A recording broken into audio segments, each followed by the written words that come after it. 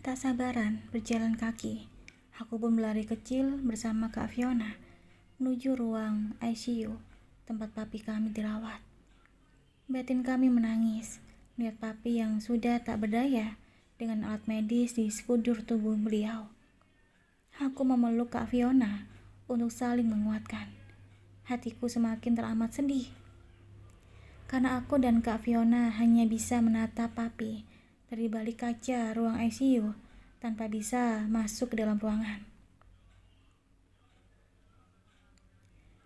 Sayang, kita tidak boleh bersedih atas musibah yang telah menimpa kita. Namun, ingat sayang, bahwa sesungguhnya datangnya musibah itu adalah bentuk kasih sayang Allah kepada kita. Apakah kita bisa bersabar menerimanya dalam ketakwaan atau malah kita menyalahkan kehendak Allah dan berpaling padanya? Bersyukurlah kita jika sedang ditimpa ujian, karena di balik ujian itu ada hikmah dan keberkahan yang Allah turunkan untuk kita. Nasihat Tante Riana agar kita tak terlalu merasa bersedih dan lapang dada menerimanya. Aku dan Kak Fiona mengusap air mata dan berusaha untuk tetap tegar agar tak menangis lagi. Selang beberapa jam, dokter pun sudah mengizinkan kami untuk masuk ke dalam ruangan. Kami masuk ke dalam ruangan secara bergantian. Nenek Lija beserta saudara papi terlebih dahulu masuk ke dalam, dan setelah itu giliranku dan Kak Fiona. Kulihat dari balik kaca ICU, Nenek Lija menangis memeluk papi. Mereka semua terlihat sangat sedih dengan keadaan papi saat ini. Setelah semua saudara papi yang keluar dari ruangan, aku dan Kak Fiona pun masuk ke dalam. Papi dengar suara kami kan? Ini Fiona dan Riana, Pi, ucap kami berdua. Papi hanya meneteskan air mata tanpa bisa menggerakkan tubuhnya. Pi, cepat sembuh. Papi harus kuat. Papi pernah berjanji pada kami berdua untuk hidup bersama kami di sisa hidup papi, ucapku dengan terisak. Sungguh, aku dan Kak Fiona tak sanggup menyembunyikan kesedihan kami. Aku tak sekuat Tante Riana yang bisa tegar dalam keadaan apapun. Buliran bening dari air mata papi terus saja mengalir deras tanpa henti. Beliau seolah ingin merangkul kami berdua dan menyatakan bahwa papi sangat menyayangi kami berdua. Pi, istirahatlah. Riana dan Kak Fiona akan merawat papi hingga sembuh. Istirahatlah, Pi. Demi kami berdua, ucapku menggenggam tangan papi yang sedingin es. Kak Fiona pun mengusap pelan pipi papi, sementara aku yang melepaskan genggaman tangan papi sambil memijat tangannya dengan lembut. Beberapa menit kemudian, papi pun menutup matanya lalu tertidur. Biarkan Riana dan Kak Fiona yang berjaga di sini, Nek. Nenek pulanglah dan beristirahat, ucapku pada Nenek Dija. Akhirnya semua keluarga sudah pulang ke rumah mereka masing-masing. Hanya aku yang tersisa dengan Kak Fiona. Apalagi kondisi papi saat ini sudah ada perubahan dan agak kebaikan. Sebenarnya seluruh keluarga ingin berjaga malam ini di rumah sakit, namun aku dan Kak Fiona kekeh agar semua keluarga beristirahat di rumah saja. Kak Ayah dan Hafiz pun begitu berat meninggalkan kami. Namun, mau tak mau, mereka berdua pun ikut pulang, karena esok Hafiz akan kembali lagi ke pondok pesantren. Tengah malam, papi terbangun, lalu terisak menangis.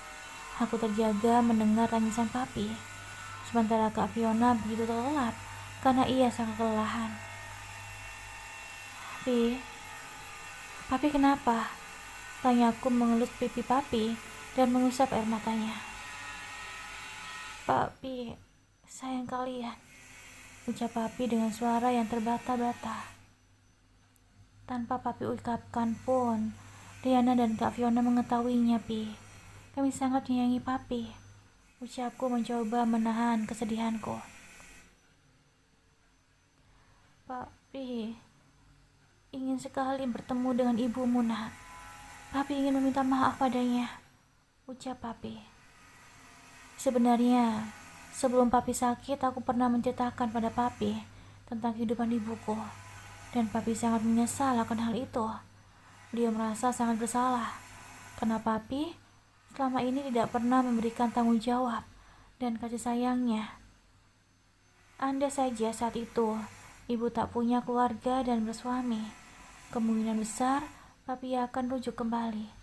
Namun takdir berkata lain, bahwa jodoh Papi dengan ibu hanya sampai di situ saja.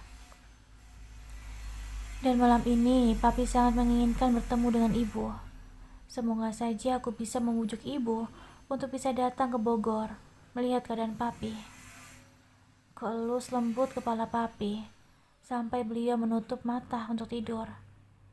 Dan aku berjanji pada Papi akan membawa ibu menemui beliau. Dek, sekarang tidurlah, biar kakak yang duduk di sini, ucap Kak Fiona terjaga. Aku pun juga butuh tidur, walau hanya beberapa menit untuk memulihkan tenagaku. Jika aku jatuh sakit, maka aku pasti tak akan bisa merawat Papi. Kak Fiona akhirnya menggantikan posisiku, duduk di samping ranjang Papi. Pagi pun tiba. Kak Fiona sengaja tak membangunkanku tadi malam untuk bergantian menjaga Papi. Mata Kak Fiona terlihat sangat bengkak akibat menangis. Aku tahu Kak Fiona begitu terpukul dan bersedih melihat Papi terbaling lemas seperti ini. Dokter pun masuk untuk memeriksa keadaan Papi pagi ini. Kata dokter, alat yang menancap di sekujur tubuh Papi bisa dilepas hari ini. Dan beliau akan dipindahkan ke ruang inap untuk pemulihan. Aku dan Kak Fiona sangat bahagia mendengar kabar dari dokter. Alhamdulillah ya, Dek, ucap Kak Fiona bersyukur dan memelukku. Hari ini, Kak Ayah dan keluarganya tak bisa datang ke rumah sakit karena mereka sekeluarga akan mengantar Hafiz ke bandara. Dan sepulang dari bandara, mereka semua akan mampir ke rumah sakit. Sementara Nenek Jijah dan yang lainnya pagi ini sudah datang berkunjung dengan membawa makanan untuk kami berdua.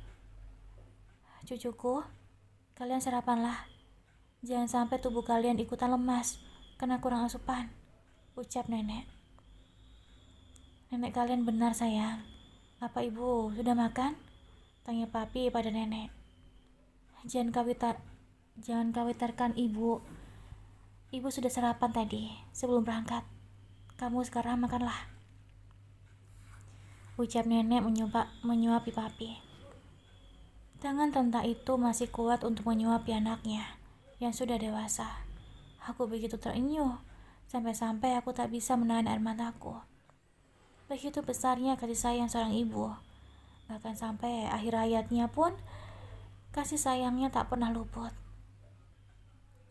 Dan aku berjanji pada diriku sendiri akan selalu membahagiakan ibuku. Sesuai janji, aku pun memberitahukan ibu tentang musibah yang ditimpa Papi. Ibu sangat bersedih dan ingin sekali datang melihat keadaan Papi. Karena kendala kedua saudariku, Lili dan Tia, tak ada yang menjaga. Jadi ibu mengurungkan niat untuk datang. Setelah semua keluarga pulang dari rumah sakit, aku pun mencoba menghubungi ibu melalui telepon dan meminta ibu berbicara dengan Papi. Kebetulan hanya aku dan Papi saja yang tersisa di dalam ruangan. Sementara Kak Fiona juga ikut pulang untuk melihat keadaan kakek di rumah. Pi, ibu ingin bicara, ucapku sembari mendekatkan ponsel pada Papi. Aku sengaja menggunakan tombol speaker agar Papi mudah mendengar suara ibu. Assalamualaikum, ucap Papi. Waalaikumsalam, Mas, ucap ibu mulai terisak. Maafkan aku, Ernie. Selama ini aku telah menyia-nyiakanmu dan anak kita. Aku mangkir dari tanggung jawabku selama ini. Akibat aku harus menanggung perbuatanku dalam penjara. Ucap Papi sangat menyesal. Mas, sudahlah. Semua telah terjadi dan Ernie sudah melupakan serta sudah memaafkan segalanya. Dan maafkan Ernie jika Ernie tak bisa datang untuk melihat keadaan Mas. Ernie hanya bisa berdoa dari sini. Semoga Mas cepat sembuh. Terima kasih. Mas telah memberikan kasih sayang seorang ayah sepenuhnya untuk anak kita. Anak kita Riana adalah anak yang luar biasa, Mas. Ucap ibu kembali terisak. Kedua orang tuaku menangisi semua kesalahan mereka di masa lalu. Aku pun ikut menangis mendengar percakapan beliau berdua. Andai saja aku bisa memilih, maka aku menginginkan keluargaku utuh seperti dulu. Namun semua itu hanya sebatas harapan dan anganku saja. Bila ibu kembali pada Papi, maka ada hati yang akan sangat terluka, yaitu hati saudaraku, Kak Fiona. Karena aku tahu Kak Fiona juga menginginkan maminya kembali bersama Papi. Karena Kak Fiona berulang kali mengungkapkan hal tersebut ke dalam coretan diarinya yang tak sengaja aku baca kala itu. Nak, berjanjilah pada Papi untuk selalu membahagiakan ibumu. Berbaktilah padanya, walau Papi tahu dulunya ibumu sering memperlakukan dirimu tidak adil. Ucap Papi menggenggam tanganku. Papi, cinta dan kasih sayang Riana begitu besar pada ibu. Jangan khawatir, Pi. Riana akan selalu berbakti pada ibu. Ucapku tulus. Setelah 5 hari dirawat di rumah sakit, akhirnya Papi pun diperbolehkan pulang oleh pihak rumah sakit. Namun Papi tak bisa bekerja lagi seperti dulu kala, karena kondisi Papi tak bisa lelah dan harus banyak beristirahat. Jika jantung Papi bekerja terlalu keras, maka sewaktu-waktu penyakit Papi akan kambuh lagi. Hampir 3 bulan sudah aku berada di Bogor, padahal niatku hanya beberapa minggu saja. Dan aku tak menyangka kedatanganku bertemu Papi di Bogor membuat pekerjaanku hilang selamanya, karena aku sudah dipecat oleh pihak hotel. Namun aku bersyukur karena masih diberi kesempatan untuk bisa merawat Papi dan berada di dekat Papi.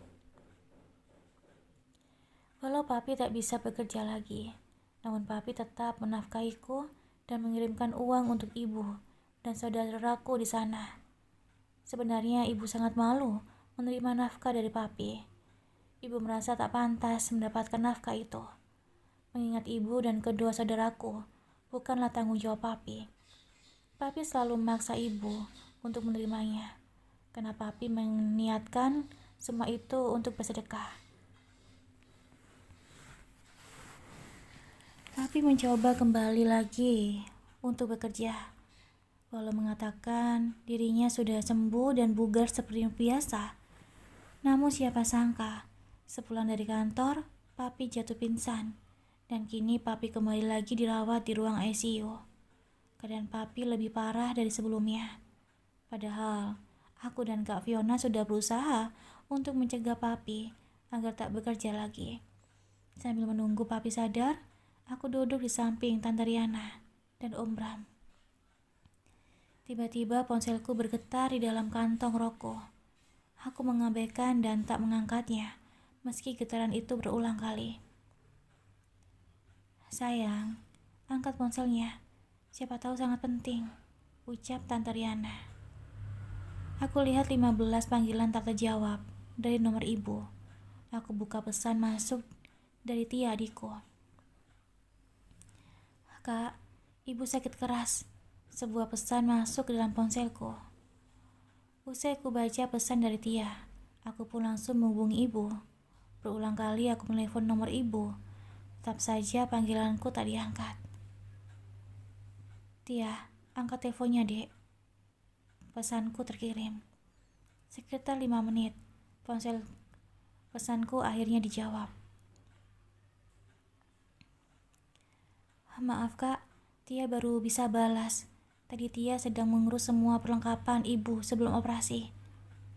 Aku begitu terkejut, dan dengan cepat aku mencoba menelpon Tia, namun panggilanku selalu ditolak. Saat ini keadaanku benar-benar dilema. Sayang, tenanglah. Insya Allah papi kamu akan baik-baik saja, ucap Tante Riana mengusap lembut punggungku. Tante, saat ini Ibu Riana juga sedang mengalami operasi. Aku tak kuat lagi untuk memperlihatkan ketegaranku. Aku sangat lemah, apalagi dihadapkan dengan kenyataan ibuku yang sedang menjalani operasi dan papiku yang sedang dalam keadaan koma. Benar-benar pilihan yang sulit dan rumit bagiku. Innalillahi wa inna ilaihi raji'un, ucap Tante Riana dan Om Bram turut merasakan apa yang tengah aku rasakan. Berdoalah dan mintalah kesembuhan kepada Allah, anakku. Sekalipun papimu dalam keadaan kritis, karena ada doa dari seorang anak yang buat orang tuanya akan cepat dikabulkan oleh Allah. Begitu juga sebaliknya, doa orang tua terhadap anaknya. Jika memang kamu tidak tenang dan ingin mendampingi ibumu, pergilah anakku. Pulanglah sayang. Jangan khawatirkan tentang papimu. Ada banyak keluarga di sini yang menjaganya, ucap Tante Riana. Kita tidak pernah tahu sampai kapan papimu akan bangun dari komanya. Sementara di sana, ibumu akan menjalani operasi yang benar-benar membutuhkan dukungan mental dari anak-anaknya. Ponselku pun berbunyi. Nomor Kak Rahman tiba-tiba menghubungiku. Kak, bagaimana keadaan ibu? Ucapku pada Kak Rahman. Ibu saat ini masih berada di ruang operasi, Dek, jawab Kak Rahman dengan nada yang begitu khawatir. Riana akan segera pulang, Kak, ucapku menangis. Maafkan kakak yang selama ini sudah membebanimu dengan mengambil alih tanggung jawab kakak terhadap ibu dan adik-adik. Inilah waktu terbaikmu menemani ayahmu. Jangan tinggalkan ayahmu di masa yang sulit ini. Doakan beliau. Berusahalah untuk selalu berada di sampingnya. Biarkan kakak yang menemani dan merawat ibu selama operasi. Hanya saja kakak benar-benar tidak mampu dalam hal finansial. Kakak benar-benar minta maaf karena merasa gagal menjadi anak dan kakak buat kalian semua, ucap Kak Rahman terisak. Alhamdulillah Tante, Kak Rahman menghubungi Riana. Ia menyarankan Riana untuk tetap di Jakarta bersama papi. Namun Kak Rahman punya sedikit kesulitan dalam masalah biaya Tante. Tapi dia bersedia menemani dan merawat ibu selama proses operasi di rumah sakit dan sampai dibawa pulang ke rumah setelah dari rumah sakit. Jelasku pada Tante Riana. Masya Allah, semoga ini awal yang baik buat kamu dan keluargamu, nak. Tante sangat mengerti apa yang dibicarakan dan dimaksudkan oleh kakakmu. Bukankah Tante ini adalah keluargamu juga, sayang? Ketika kamu merasakan sakit, kamilah keluarga yang ikut merasakannya. Biarkan Tante yang mengurus semua pembiayaan rumah sakit dan pengeluaran di rumah ibumu untuk adik-adikmu yang masih sekolah selama kamu berada di sini. Kami sangat bahagia dan ingin selalu melihat dilibatkan dalam apapun termasuk kebutuhan atau keinginanmu, anakku, ucap Tante Riana iba. Rupanya Kak Fiona sejak tadi menyimak obrolanku dengan Tante Riana. Dek, izinkan kakak membantu walaupun jumlahnya tidak banyak. Setidaknya kakak bahagia karena Kak Rahman mau bersedia menggantikanmu di sini. Dan kamu akan tetap berada bersama di samping papi. Yang papi butuhkan sekarang ini adalah doa dari kita, anaknya. Kita berikan waktu dan pengabdian terbaik di saat masa krisis papi dengan selalu membisikkan salawat, syahadat, zikir, serta bacaan Al-Quran di telinganya, adekku, ucap Kak Fiona ikut bersedih. Tante Riana memeluk kami berdua dengan rasa haru dan bangga Akhirnya, kegelisahanku dan bebanku menjadi sangat ringan. Aku sangat beruntung bisa mempunyai keluarga yang super baik dan luar biasa, seperti mereka semua.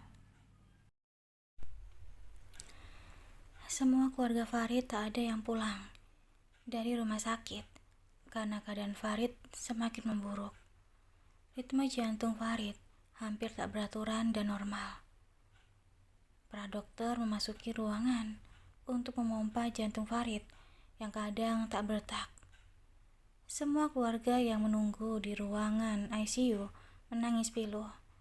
Mereka saling menguatkan satu sama lain dan berusaha untuk tetap tegar jika kemungkinan itu terjadi. Saat Farid koma, Farid sempat sadar sebentar dan memanggil ibunya.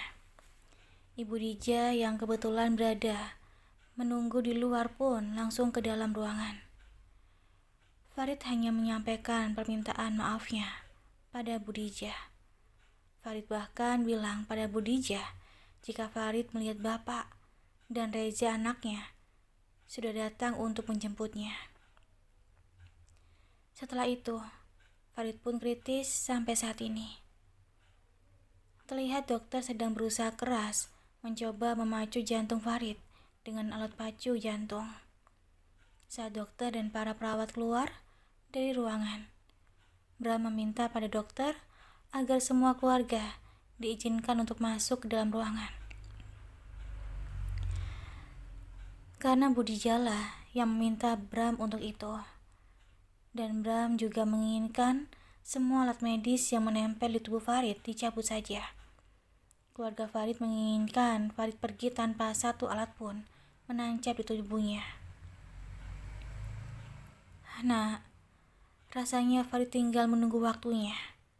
Ibu bisa merasakannya. Tadi saat ibu memasuki ruangan, ibu ingin tetap di samping anakku di nafas terakhirnya. Pinta Budija dengan tegar. Budija seolah sudah siap dan lapang, dada menerima segala kehendak Tuhan. Akhirnya dokter pun membiarkan semua keluarga Farid memasuki ruangan. Dan dokter juga sudah mengetahui jika Farid tak bisa tertolong lagi. Semua alat di tubuh Farid pun dicabut sesuai keinginan keluarga. Fiona dan Riana berada di sebelah kanan papinya, sementara Budija berada di sebelah kiri anaknya. Mereka semua dengan pelan membaca surat Yasin untuk Farid. Sayang, kalian berdua harus kuat ya, bisikan di telinga papi kalian dengan lembut, ucap Riana kepada kedua keponakannya, Riana dan Fiona. La ilaha illallah, ucap Fiona terisak dan terbata-bata. Fiona rasanya tak sanggup untuk tak menangis kencang.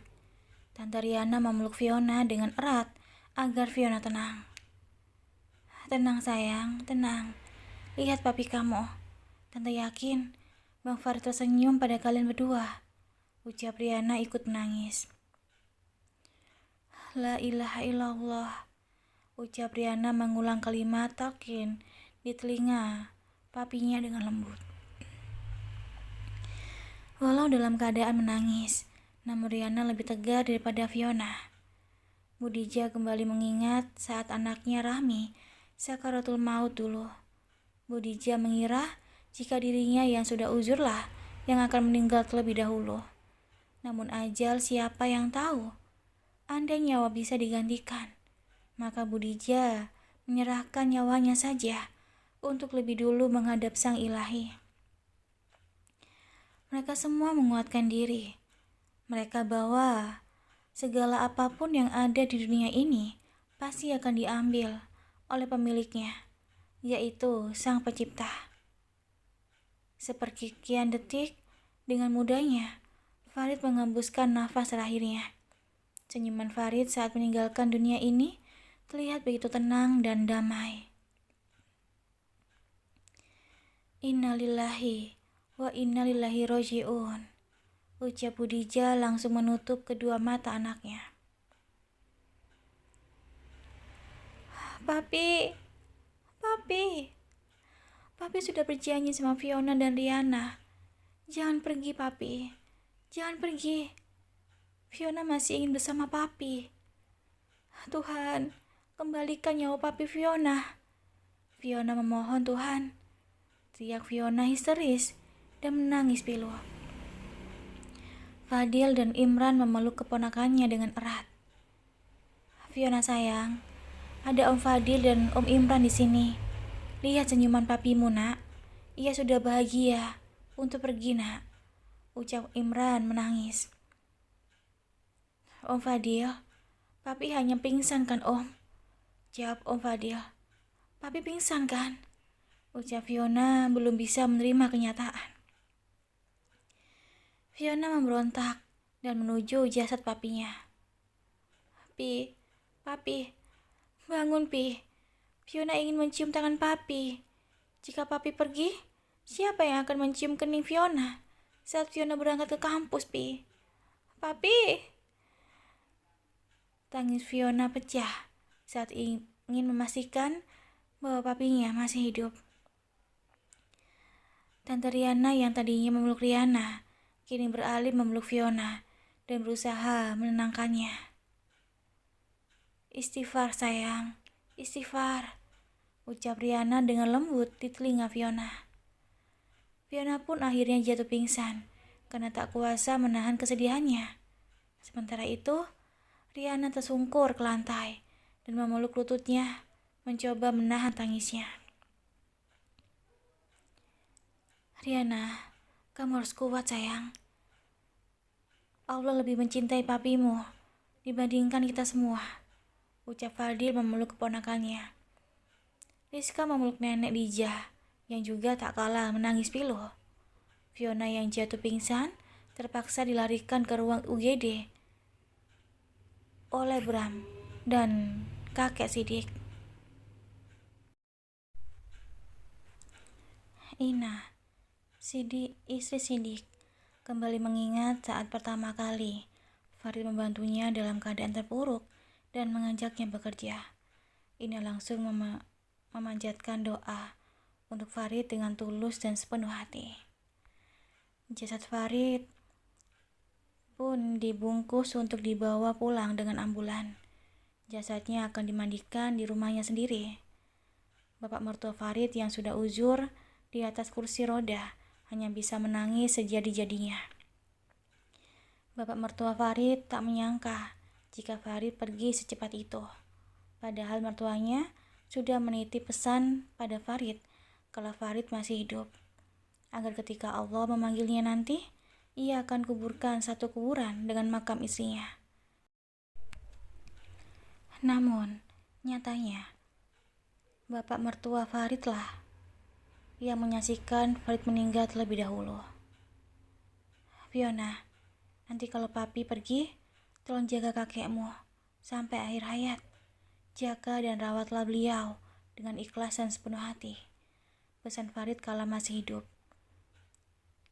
Memangnya papi mau kemana? Tanya Fiona saat itu heran.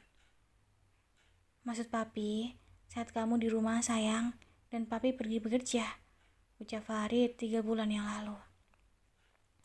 Dan ucapan pemberitahuan itu adalah kode dan tanda-tanda dari Farid. Jasad Farid pun dibawa dengan ambulan dan diiringi oleh semua mobil keluarganya. Papi mana, Om? Papi mana? Ucap Fiona sadar. Nah, bangunlah. Ayo kita segera menemui papimu. Papimu sudah dibawa pulang ke rumah duka, ucap Imran dengan pelan sambil memeluk keponakannya agar tak histeris. Fiona sayang, istighfarlah, ucap Fadil mengingatkan. Fiona pun dibawa oleh Fadil dan Imran untuk pulang dari rumah sakit. Para pelayat berdatangan ke rumah Farid ketika mobil Fadil sampai di rumahnya.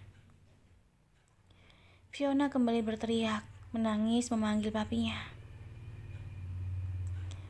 Papi, Fiona mohon, papi bangunlah, ucap Fiona belum bisa menerima kenyataan.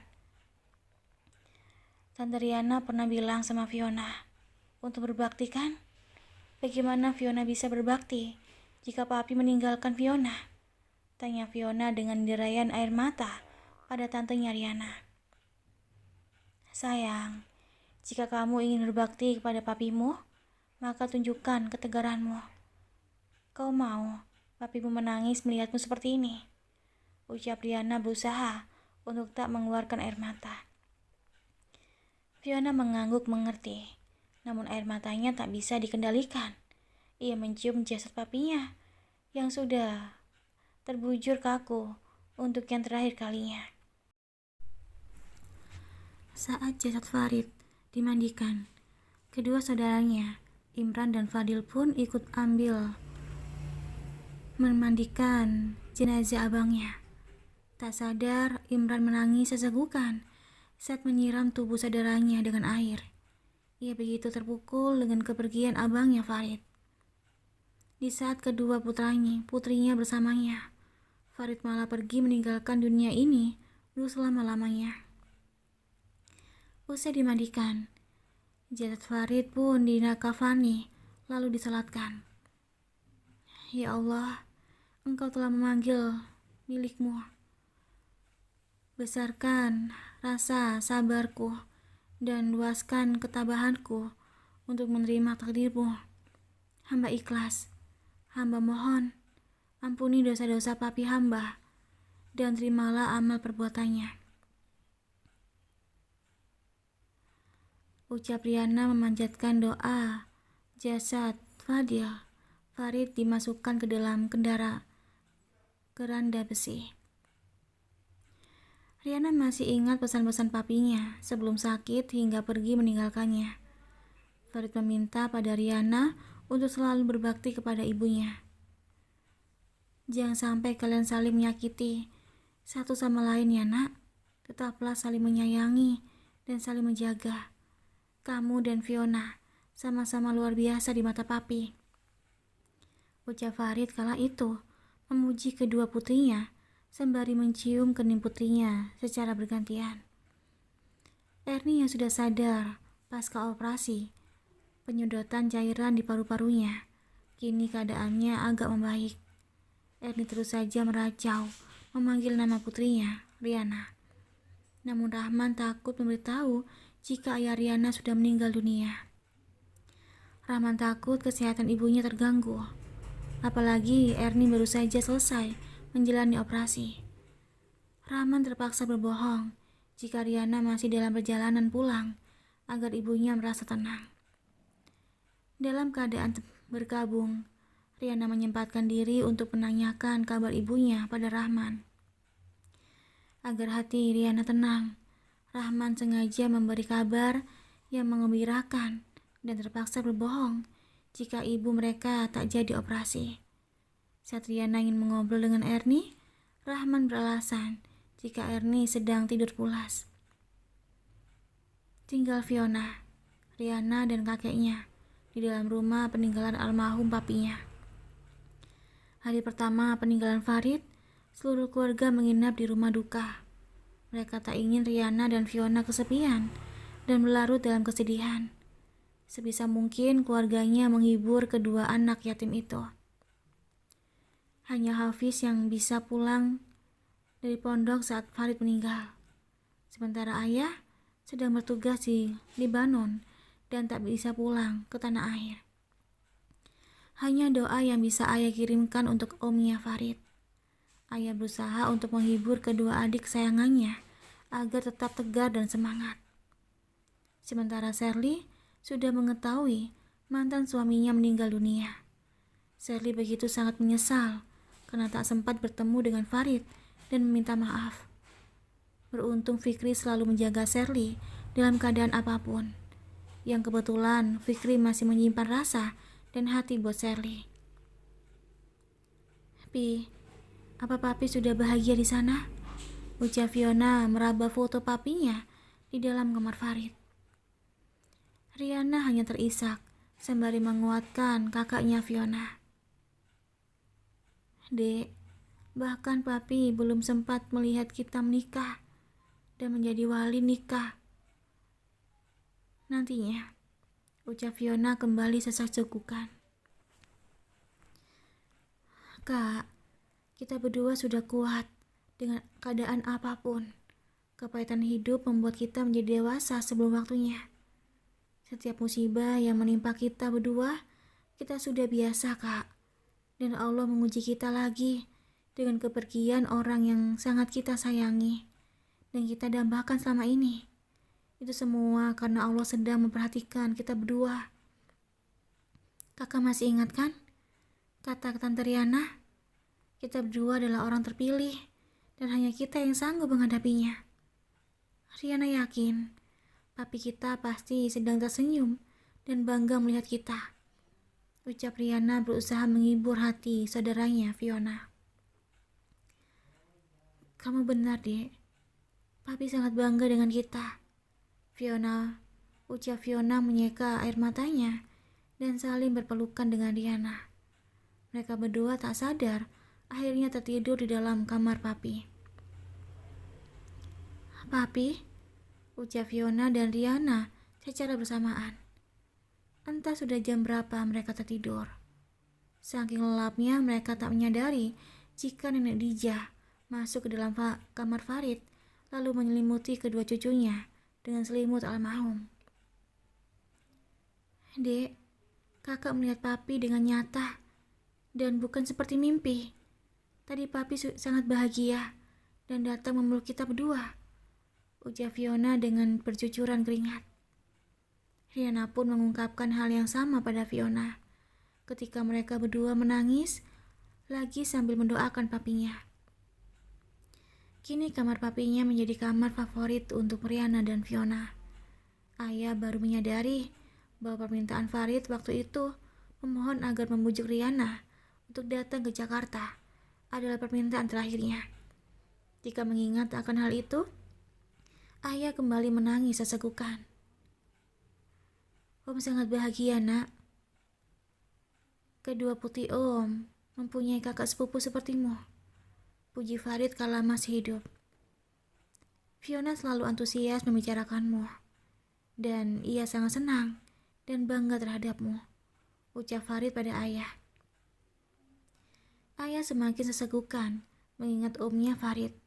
Ia membuka ponselnya lalu melihat galeri foto bersama saat mereka datang ke Lombok waktu itu. Dan beberapa rekaman video merekam saat Farid memeluk kedua putrinya. Sebenarnya ayah mencintai adik sepupunya, Fiona, dalam diam. Hanya ingin menjaga dan melindungi adiknya tanpa batas.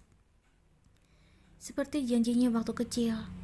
Dan ayah ingin sekali hidup bersama dengan Fiona.